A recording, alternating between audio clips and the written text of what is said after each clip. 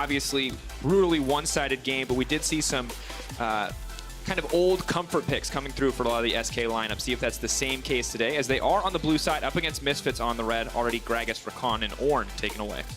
So we are, of course, on patch 10.4, and we've seen some changes in priority. Aphelios, not always the first pick. Pantheon has actually been pretty high priority. That was the first pick for Misfits yesterday. Same for G2. We've also seen Soraka fall to the wayside. Top lane is not really a thing for her anymore. We're actually going to see an Aphelios ban come out from SK, showing that respect over towards Bvoy. Something that Misfits has liked to go for is that Zyra Khan, which of course they still can go for. But we're still looking at things like the set as a priority pick. And of course, with the Rakan banned away, Zyra Khan likely going to fall to the wayside as well, which means Misfortune very high in priority right now. But we also know that Crownshot loves things like the EZREAL. But how can we forget we're on 10.4? Senna, for those that don't know, she's been rising in popularity on this patch. Cloud9 showcased over in North America how you can make her work much more effectively when you don't farm.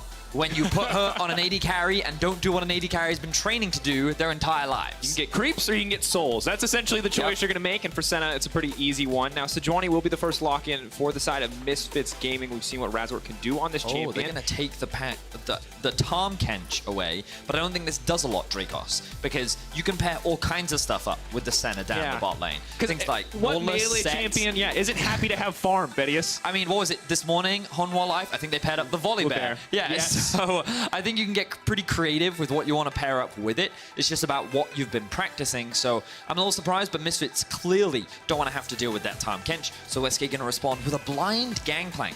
Very dangerous against a player like Dan Dan, who does love his counter picks. And this is interesting as well. Jenax has, of course, busted out the Mordekaiser. I'd be surprised to see it. But now locked in. This is something Frost has been waiting for. In a meta full of tanks, when will Trundle rear his ugly head? And there it is, Troll King himself. See exactly where he's going to go, how he's going to operate. Could technically go into the bottom lane.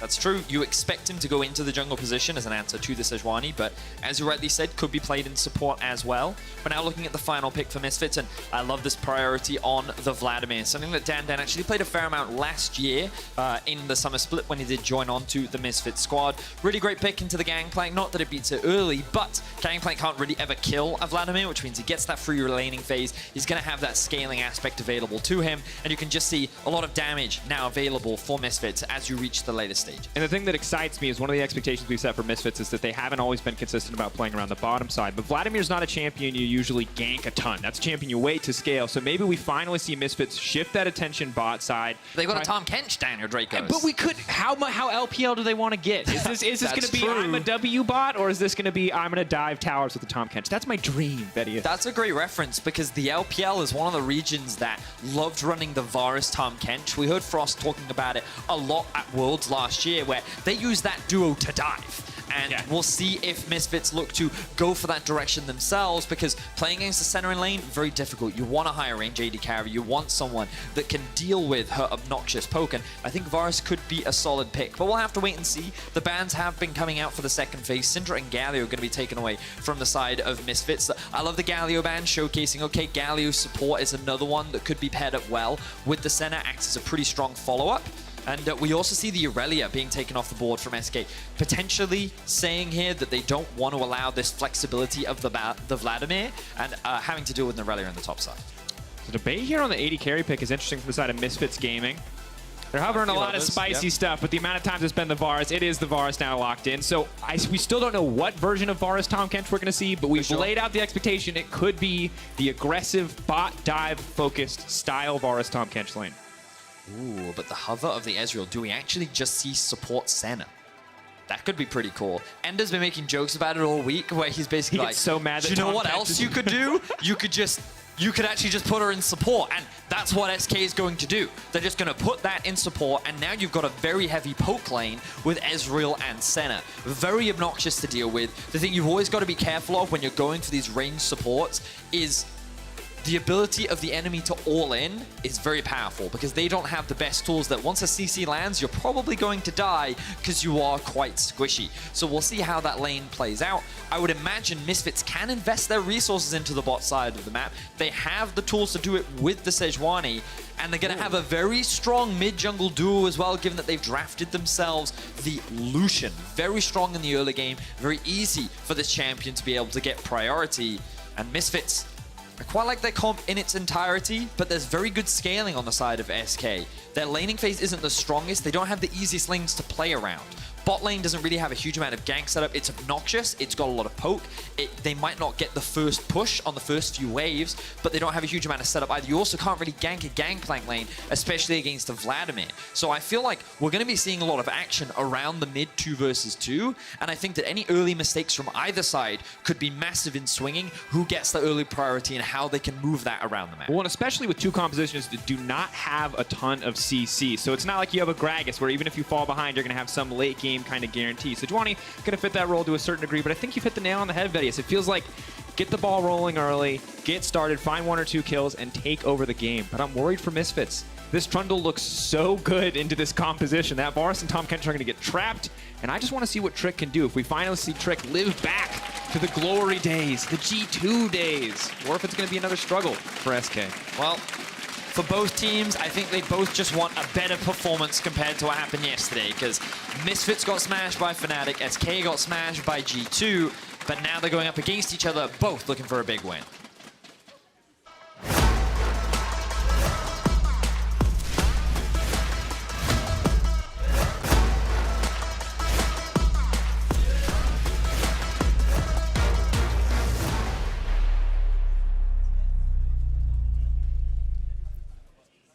And here we are, day 2, SK versus Misfits. Vedius, you said it. Redemption for both teams to a certain degree. Chance to recover from the previous day's struggles. And laning phase is going to be hugely defining, not just because of the amount of aggressive picks that we see or the scaling that we see on the top side of the map or some of our predictions for VARUS, TAHM KENCH even, but mostly because SK is a team that has very frequently lost before the laning phase has even ended. So a lot of pressure on them early in this game just to do better, honestly. Yeah, and when we think about early push, who's able to have control over the waves during the first 2 minutes of the game, Sacre on the GANGPLANK is going to guarantee it. The thing about GANGPLANK in lane, we'll actually get to see it. If we can have some vision over the top lane matchup, what GANGPLANKs love to do is just run up and hit you. They've got a great passive for burning you. They can harass you with the Q, and he just does so much damage, especially when paired up with the Corrupting Potion stacks and Grasp. He can be so obnoxious to deal with in the early laning phase. But it looks like that they might not be doing that. They're instead going to go for a bit of an early invade, stealing away the top side, but a really good ward placement from Misfits to recognize that this could happen will give Razork all the information that he needs to be able to set up an invade. Interesting now. SK potentially looking to split to the top side of the map. Vladimir, GANGPLANK, not always where you see aggression, but you mentioned it already, Vedius, the potential for GANGPLANK to just bully out in this lane early on before Dan Dan has any kind of cooldown reduction or points in that transfusion. So what's interesting here is that, oh, I love this, the sweeper coming out from Razork. Very common, obviously, on many junglers. You can see that Trick doing the same. But the risk that Razork has right now is that bot lane has priority and SK knows. So Trick has already cleared the red buff. They're making their way down, and Razork forced to disengage. So great setup here from from SK rather, to interfere the early jungle pathing from Razork. You guys heard the analysts talking a lot about how Razork as a jungler is very influential in the early game for Misfits. He decides a lot, and SK's plan has been about trying to interfere with a lot of that early game planning by stealing away some of his crucial buffs. Has absolutely been a standout. And I love what we're seeing from him here in the jungle, opting for the Hail of Blades. There are no other melee champions outside of the TAHM KENCH on this team, so we'll be able to proc his own passive a little bit more effectively. But with this bit of disruption in the early game, the question does become, what can he get done here? And question also, what can Trick get done? Do we still see the passive farming jungler on the opposite side, or is Trick going to try to use this pillar and make some plays happen? Well, as we talked about, Trick doesn't have a huge amount of lanes that he can play around. Lucian, very difficult lane to gank. Even with a Cassio landing her miasma, it's not a reliable setup to actually guarantee a kill onto a Lucian. So tricky to deal with, a lot of mobility just from his E. Meanwhile, on the bot lane, given the wave state right now, they could look for a gank, but again, very dangerous, very difficult to do. Senna's W is about the only wave setup you actually have, or gank setup rather, which means that I think Trick doesn't actually have a huge amount of options when it comes to early game ganks. His priority should be counter gank. He should be trying to stop Razork, trying to influence the early game, and try and snowball some of the laners for Misfits, or make some of the laning phases challenging. You know, Febiven on this Lucian can be very difficult to deal with, and you don't want to run the risk of him getting dived in the mid lane, so you want to make sure that you have good vision control around these areas of the map. You're just trying to make life difficult for Razork so that you can gradually scale up and use some of the powerful late game tools that you do have. Because for SK, what you've got to acknowledge is that they have a lot of range and a lot of disengage. And when we think about how this game is going to play out in the later stages, Misfits have to play very front to back. Their best dive threat is Dan Dan. We know that he loves to find flanks. We know that he loves to focus on the backline, but there's an EZREAL, a lot of mobility. There is the Cassio with the Miasma. There's the Trundle with the Pillar. There's the Gangplank with the Ultimate. And there are all these tools on SK's comp that basically say, hey, okay, if your Vladimir dives on us, we're going to separate him from the rest of your team by just utilizing all these zoning tools. We'll then kill the Gangplank, and then we'll kill the rest of you. But in order for them to get there, they have to get through the laning phase, which is why putting Razork behind is so important. But it is, as you said, already difficult. Trick may have to pay some more attention to that mid lane. You can see Jenax taking the bad end of a lot of trades here. Of course, has opted to take the cleanse up against the likes of the SEJUANI. I like it a lot. Yeah, a lot of caution. I think good respect paid over to Febiven, but Febiven already forcing the back out, and Jenax with no TP means he most likely will lose at least one wave here. Potentially a plate as well, so already a small laning disadvantage to a medium laning disadvantage just 5 minutes into the game. Yeah. And in terms of that mid lane matchup, we didn't get to talk about it a huge amount in the early laning phase because of some of the jungle shenanigans, but I've had the opportunity to play against quite a few Lucians recently. Turns out, great pick into knock. But what I've been seeing a lot is Lucians love to start with the E.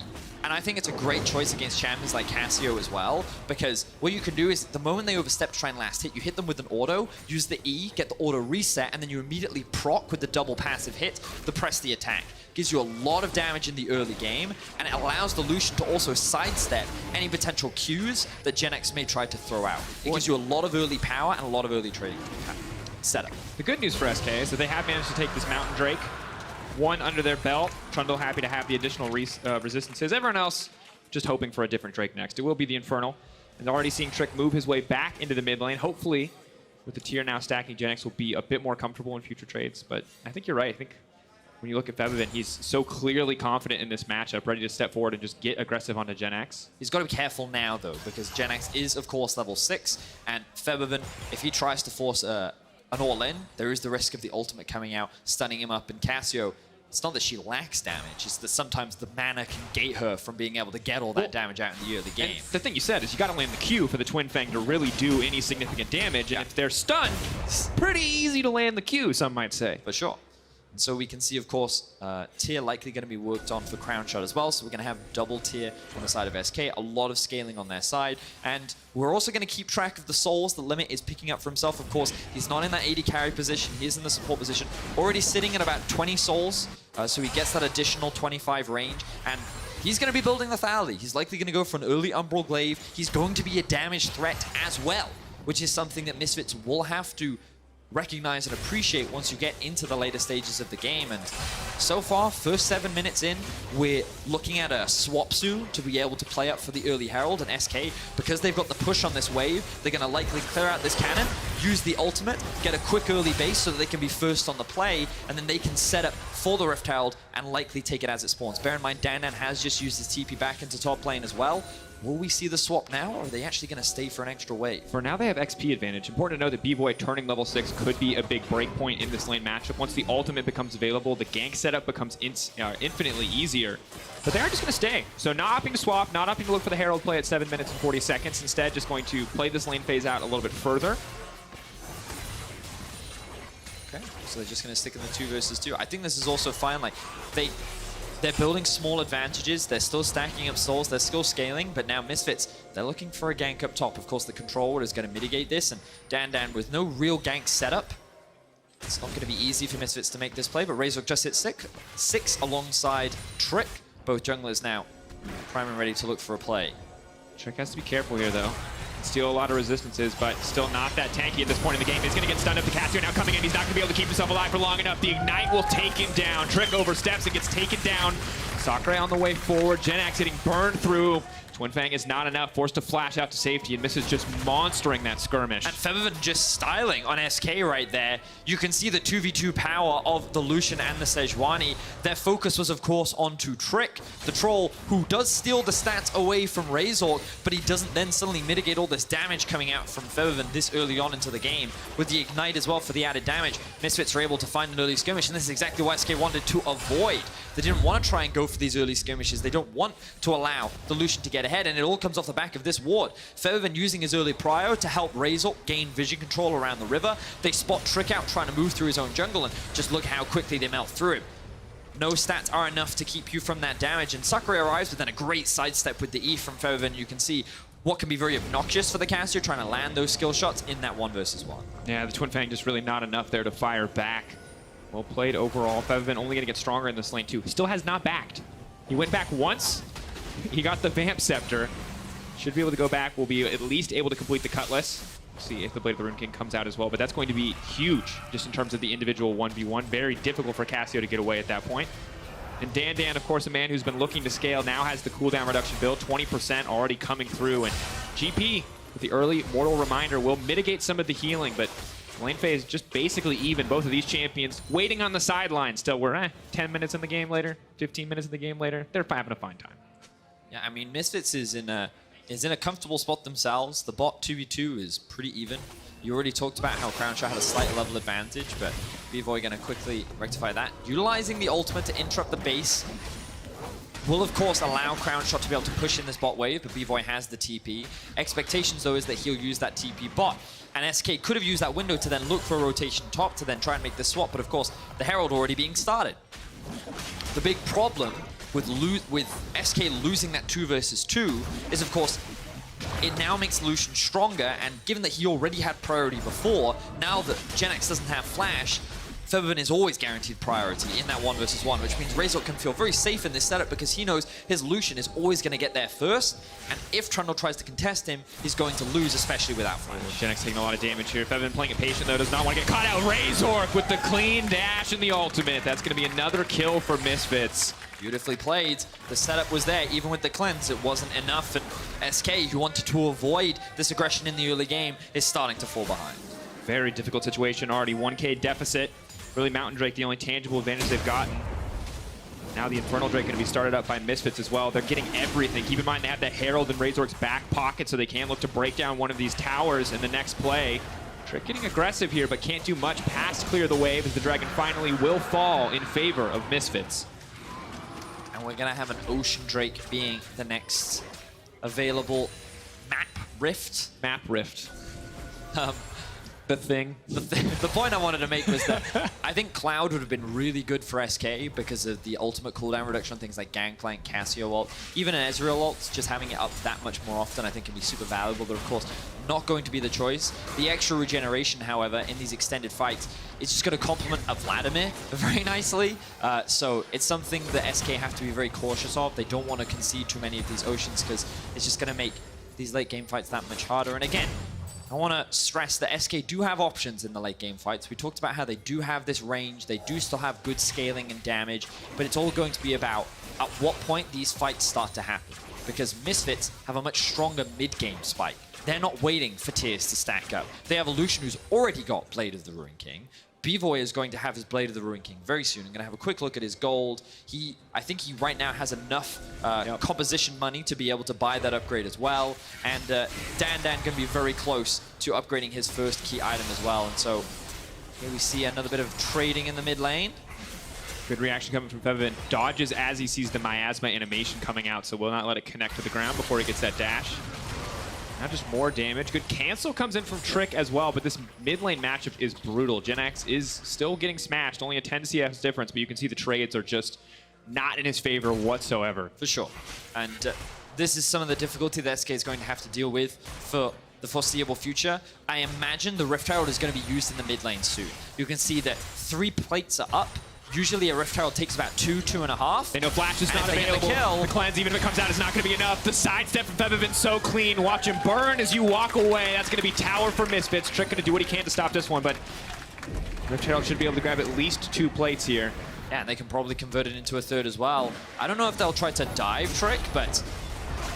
Oh, the TP just going to be used to force them off as well. Trick actually going very aggressive here. Very far forward, chasing down Febiven, and that's going to be big damage coming in from Limit. The snipe onto Febiven, the shutdown for Limit on the bottom side. Hey, very valuable kill picked up for SK. They take advantage of the over-eagerness of Misfits, who wanted to try and secure that mid-tier 1, and they end up punishing it. So they, at the very least, get their first kill on the board. Misfits, though, still in that gold lead, still in a very commanding position after the early kills that they found themselves. Have to see what now SK can do. They've obviously had that responsive play. They've been reactive. Let's see if they have anything to do proactively. They're going to send, for now, Jenax to the bottom side of the map. It looks like Limit and Crownshot will be taking up home in the mid lane. As we check in, Limit, obviously, getting the Umbral Glaive means he can deny so much vision. Going to make it very difficult for Misfits to step in when SK have pressure here on the bottom side. Great pings coming out from Misfits to identify that SK could be on the blue buff right now. This is something that Razork does a lot. He seems to just have a sixth sense for where the enemy jungler is at all times. And Misfits very slowly, cautiously walking into their own jungle because they recognize, hey, we've got to be careful. SK was just here. And this is something that you'll see a lot from Razork, constantly pinging out, identifying where the enemy jungler could be. And it largely allows Misfits to play a very safe early game when junglers are looking to try and make these proactive plays. I mean, super clever. And we heard it earlier today on the analyst desk, kind of how vocal Razork is as a player, how key he has been in the early game, despite being very young, very new, and for Limit, potentially very dead in a moment here. So close, but I don't think either one knows. Oh, now he sees it. The ultimate is available for Razork. Bvoy's ult's there too. Ulti's gonna go in. Crownshot manages to make it out. EZREAL, classic CC avoider. And I like the patience here from SK. Not getting over aggressive, not getting too greedy. I am still concerned about late game. I feel like Vladimir is always gonna be a ticking time bomb if their coordination is not top notch, but given the 1 to 3 kill difference, no towers have gone down yet. Misfits have not really gotten a greater advantage here. They're just kind of reallocating their resources now. They know that if they keep the duo mid, they'll eventually be able to chip away at that tower. But they're going to use their early prio. Everyone knows where everyone is. Lucian is still pushing in bot. I think Misfits should avoid a fight, and they should just focus on securing that bot tower. Getting more money into Febiven. And we just got to continue to praise Febiven here, because Jenax has been forced back once again without TP, because he has opted for the cleanse, and that means that Febiven got that tower uncontested without Misfits really having to use any additional resource. That is just individual laning prowess and advantages stacking up. Yeah, and it all comes back to that early 2v2 trade that happened, allowing Misfits to get the early kill. And while the first blood didn't go on to Febiven, it didn't matter because it cost Jenax's flash. With the flash down, that allowed Misfits to keep playing through mid lane. And we talked about it in the draft. We talked about how Misfits wanted to invest in trying to get their mid laner ahead because they didn't really have a lot of ganks set up on the side lanes, and they've done a fantastic job of finding that opportunity. Now, they're moving Febiven around the map. They take the bot tower, they're looking for mid, they're looking for an engage. Trick caught out once again. He's not even getting a chance to use his ultimate. Does buy a bit more time with the stopwatch. The cooling now coming out. Trick still burning down for the Ignite, but it looks like he is going to live. The tower, though, dropping. Misfits' main focus still achieved. But Misfits can now use this and immediately rotate over to the Drake. I like Trick's response. He recognized that Misfits will take Drake, therefore will try and take Rift Herald. He is starting to regenerate some of that HP, and with the Cassio level 11, they should be able to melt through this, and Misfits likely won't be able to contest, given that Razork and Febiven's ultimate are unavailable. So, kind of the best of a bad situation for SK here, assuming that they can walk away with this. Dan Dan on the way down, taking a lot of damage from Sacre here, though, just getting really individually beat up in the 1v1. Denyk, though, potentially overstaying. Good damage coming in from the Varus. Ultimate Trick now using his ultimate to fire back, and Bvoy just taking that kill, ignoring the Trundle ult completely and finishing Trick off. He knew that Trick did not have the flash, which means that after throwing out the ultimate and landing a perfectly timed Q, he's able to find a quick kill onto Trick. So Misfits continue to extend their advantages. They get themselves the first Ocean Drake. They have a 2k gold lead, and they walked away with a cheeky kill on the enemy jungle. And this is the mid game that you were talking about, Vedius. We talked about how dangerous this was going to be for SK, because Misfits went from 2 kill advantage to 3 kill advantage, additional dragon, 2 towers on top of that. Febiven is getting scarier and scarier. You can see the Essence Reaver is on the way, which means he's never going to run out of mana and will always be able to chase down Jenax in a side lane. So for SK, now is the time to be scared. Yep, definitely is, especially given that Dan Dan rushed Deathcap. Now, admittedly, this isn't really an optimal build because Deathcap largely benefits from having other AP items. But when I looked at it, I thought, is he going for Spellbinder? Maybe? Have I just forgotten how the item builds? Nope, in fact, he did just rush Deathcap. So he's definitely playing for damage. He's committed to the scaling game. By buying it earlier, every AP purchase is more valuable, Vedius. How much AP is he currently sitting on? Let's have a look. He's at 287 right now, which isn't bad. Definitely not bad. Not enough to save this turret, as the Hit Herald is going to be used on the bottom side, and will balance the gold out once again. So as much as I feel like Misfits are very much winning the game, the gold is still relatively close, all things considered, at 19 minutes. For sure, it's definitely true. You can see the difference in pressure right now. Even though the gold is even, it's how much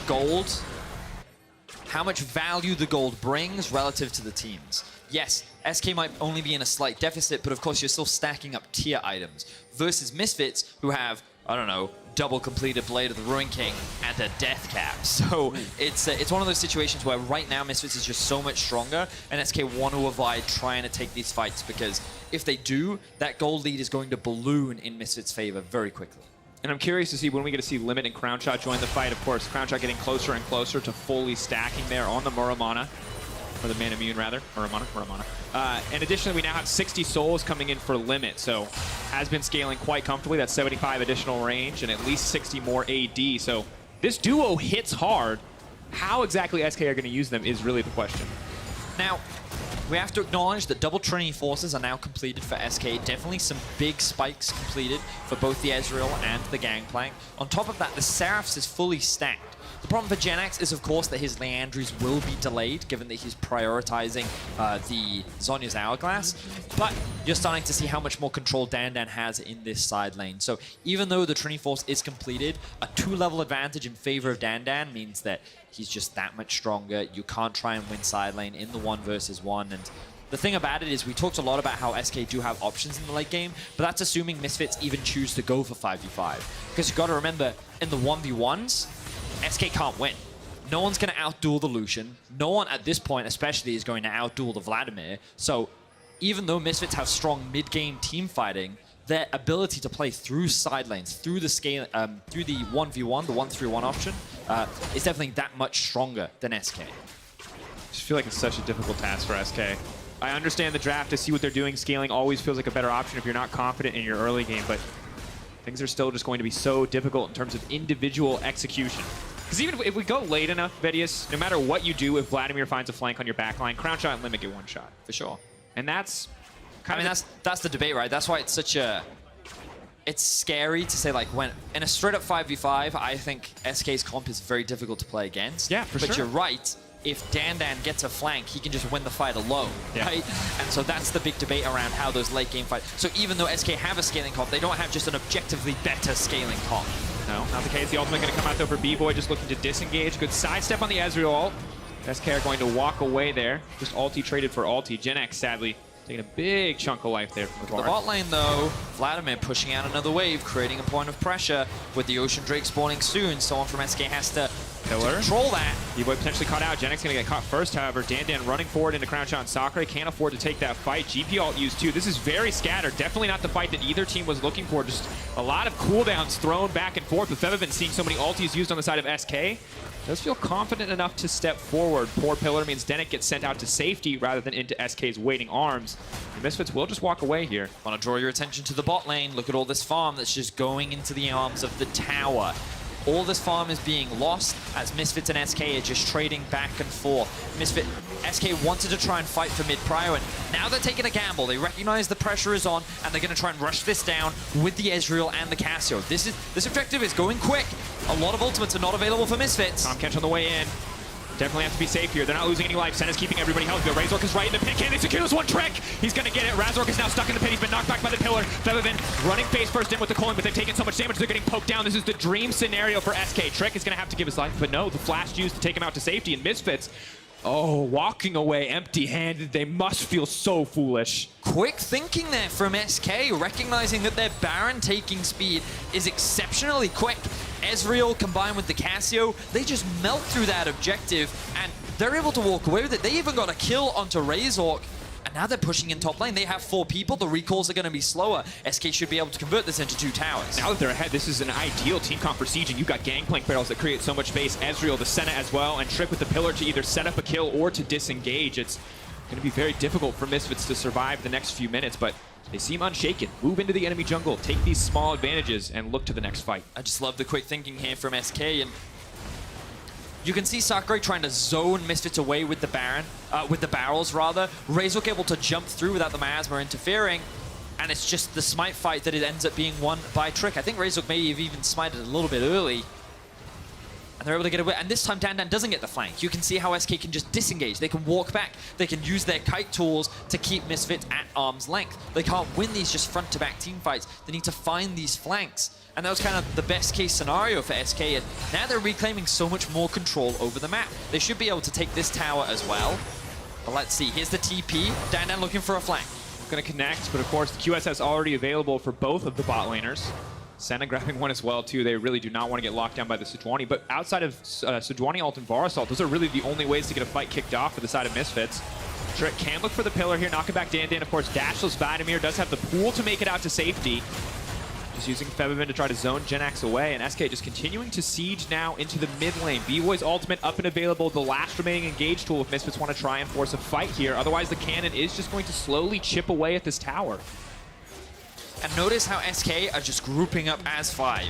You might be wondering, what's the point of this? Well, they had a slow push on both bot and top, but they want to keep Misfits grouped. That's the best case scenario for them, because we've seen how difficult it is for Misfits to actually win in these 5v5 scenarios. So now with the slow push that they had built bot, they can rotate from mid into bot, and they can secure another objective. And SK, look at how quickly they've been able to flip this game on its head. We were talking about how Misfits got that early lead, were playing the mid game beautifully, and I wouldn't necessarily say that it was a blunder from Misfits, but I would say that it was just very quick thinking from SK, recognizing what their comp could do, the situation that they were in, and that they could just rush this Baron down, and now the way they're utilizing it, they're the ones in control of this game.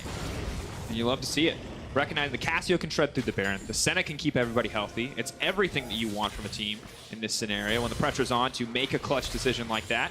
Have to praise whoever call it was in the end. But for Limit, now about the 80 soul points, so an additional 100 range, continuing to farm up. So the Senna, despite only looking like she has a few items, is actually very strong. We'll see now how SK want to play this, because as the Baron buff fades away, the game is now back again in a much more even state, and Misfits remain at soul point. The next dragon will be Dragon Soul if Misfits can secure it. This next fight is going to be very important, but again, Misfits, the way they approach this, Drake, is through these narrow choke points. Trundle Pillar, Cassio Miasma, the W from the Senna, the Q poke from Crownshot, the Gangplank ultimate, the barrels. There are so many things that just get in the way that you've got to get around. And Dan Dan, he doesn't have his teleport. That flank backline attack isn't available. It's so good that you say that. I was about to be like, look at the flanking vision, Vedius. Look at all the places VLADIMIR could come from if he had a TP. But he does have a TAHM KENCH. Sadly, the TAHM KENCH was just his ultimate. used. Yeah, so. I was just about to say the same thing. All right, so Misfits have the dream setup. They're just missing one core component, which would be the TP. So now Misfits is forced into a decision. Do they defend mid, or do they go for the Drake? I think they should send 1 or 2 people to go and do the Drake right now while trying to hold mid lane, but they're actually sending all 5 to try and hold this tower. Here comes the Dan Dan flank, he might find it. This could be big. Dan Dan, though, just going to back off. In a game state like this, you have to know that if Dan Dan fails this flank, if they lose a team fight, it is pretty massive. No reason to take the risk there when Ocean Drake is spawning shortly. We're waiting for Dan Dan's flash to be up as well. Where's the Gangplank ultimate? Already used. Both forms of CC now used by the Misfits lineup. It has not killed Trick yet. That means SK are now going to be dominantly in control of the fight. But here comes Dan Dan. Watch Dan Dan, watch him. Surprise, surprise! Oh, and Cassio burns the ultimate and gets nothing. Limit drops. Misfits backing away, though, staying steady, trying to stay in control of the fight. Still have to respect SK's lineup, but a good flank from Dan Dan means they're in advantage state. Bvoy going for the reset, has the TP. Keep an eye on these wards. His ultimate is down, so he's probably not looking for a flank ward, but he definitely wants to get back with the rest of his team. Tipping away, the TP now coming in, Trick flashing into the pit, wants to deny soul point, and he gets another smite. Beautiful play from Trick. They take down the SEJUANI as well. Are they going to try to win this fight? They can't, but they deny the point from Misfits. And they will give up 2 in the process. Bit of a messy exchange, but SK will not give up the Dragon Soul here. Now the crucial thing, which we'll get to after the replay. Look, the Gangplank ultimate is used very early, along with the Varus ultimate rather. Trick soaks up a lot of the damage though, and with a good ulti onto Razork, he's able to stay alive. But then Dan Dan comes in from the flank, uses his ultimate combined with the E and gets a lot of damage. Combined with a good snipe from Bvoy, finds a pick onto limit, but that's not enough. Only finding a single kill, investing all of your ultimates means that SK can actually stick around. They force the SEJUANI off, and look, they leave a small hole to allow SK to actually come into the Drake pit. They find a kill, and they steal away the Drake. But this is the crucial thing I wanted to mention. The Baron is now back up before Trick does. He's now making his way there. The TP rather is coming in. Razork coming in from the right-hand side. They can shred with this Baron if they take the time, but for now they're just looking to set up the fight. TAHM KENCH Devour now used. Dan Dan's going to be in trouble. The Crownshot running forward fearlessly. Dan Dan wants to move his way into the back line. There's going to be a lot of healing pulling now coming out. That's a big combo, and Razork's looking for the follow-up. Febiven flashing into the front line. Sacre does nothing, just walks face first into his own death. And that's just the right amount of range to find that kill. Misfits gonna move in and grab this Baron. SK. We've been talking about it all game. Dan Dan is the centerpiece. If he gets on top of the backline, that is how Misfits win these team fights. And the backline gave him an easy avenue of attack. They closed the gap for him, and Dan Dan was just like, okay, all right, let's party. Let's see what we can do. Who am I to refuse a gift? Yeah, who am I delivered it to refuse me? And initially it looks bad because he's taking a lot of poke from Crownshot and Limit. And you can see in this situation, the rest of his team is getting zoned off. Razork is at an awkward angle, and oh no, Dan Dan been caught off from the rest of his team, and he's like, wait, why am I running away? I should be running in. The damage just melts through the squad. Crownshot gets obliterated. The ultimate takes Jenax and Limix extremely low, and Sacre trying to do what Dan Dan did wasn't enough. And that's a hitbox. Bvoy able to find the snipe onto Limit, able to round things out with a good kill. Misfits now in control once again. 3K gold lead, Baron, or rather Dragon, staying away. 2 minutes and 30 seconds. Yay, Vladimir! He's back, guys. Woo! Fun, fun, fun. And this was the thing we've talked about all game, is that whoever you want to give scaling to, execution is still an important part of the fight, and there SK absolutely misexecuted. Sacre is going to watch that one back and wonder why he just ran in trying to auto-attack someone with the sword. But for now, SK just have to do their best to hold on. Misfits weathered the storm earlier in the game. SK will do their best to do the same and hope to reset to a somewhat even game state. And now notice how Misfits have divided the map back up. They've got the map in a way that they want it. 1-3-1.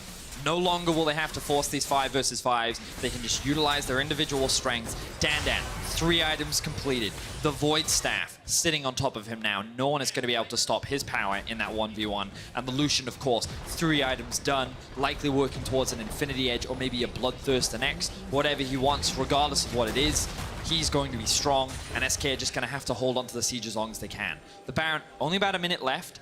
Let's see if Misfits can break into the base. This is the big question. SK for now, split up well. Have to see if TAHM KENCH ultimate's going to be utilized here to move them across lanes, but Bvoy just walking in and auto-attacking this turret. SK not willing to commit enough resources to defend that mid lane turret because they're being attacked on 3 fronts, and for Jenax, the cleanse now forced out. Don't really think he can stay there. If he misses his ultimate, he will die to Febiven. SK being pulled all around the map, and they might lose all 3 inhibitors on the back of this Baron, at least all 3 towers, because Misfits are just walking into this base. SK do not feel confident to contest. Yeah, divide and conquer. SK's best bet is to just hard commit onto one of the 3 sides, but right now they're just being split apart. Jenax took a bad trade in the bot side of the map, and now they're 2 inhibitors down. Misfits slowly working on the 3rd, slowly looking to end their game, move themselves back up, and joining the rest of the LEC top teams with 8 wins. Trick stepping in. Looks like this is where they've decided to commit, but they just set up Dan Dan to come in on the flank. The entire team now has to back up. Miasma goes down, but it will not stop the pool from coming through. Jenax finally lands the ultimate. Dan Dan's going to get taken out. Jenax now running for his life, but Febiven Moving into Sacre. Sacre not really going to be able to get anything done here. Jenax just left for dead, and Misfits are just going to take this as an opportunity, an invitation to walk in the base and end the game. We were so focused on the fact that Dan Dan was being killed that we didn't realize Dan Dan killed 2 other people. 3 members of SK are dead. Misfits looking to end the game. Razork going in. Sacre will manage to survive, but that's going to be it. He may have kept his life. Misfits should be able to walk in and end this one. Creep wave is there, and now Razork can step forward. The rest of the team is here. Double 80 carries more than enough to finish this one out. They're taking a bit of sweet time with the Misfits moving up to 8-4. Bit of a shaky mid-game there from Misfits. I loved the Baron from SK. Very quick thinking.